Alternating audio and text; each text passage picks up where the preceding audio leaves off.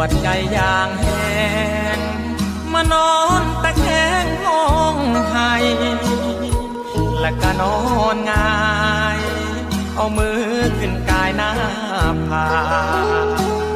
กลิ้งไปกลิ้งมาน้ำตามันไหลพรากพราทำใจลำบากแฟนจากบ่รู้เหตุใดห้องนอนห้องนี้เคยมีเฮาสองนอนคู่คืนนี้มองดูบ่มีคนเคยแนบกายทบทวนความหลังเป็นยังเขาจังทิมได้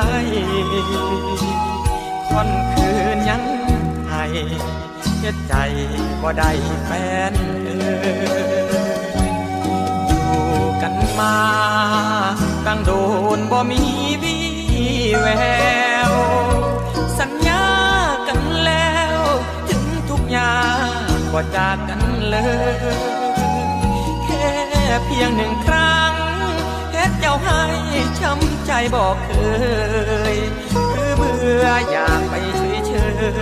ยๆจึงบอกเอ่ยคำลาจาก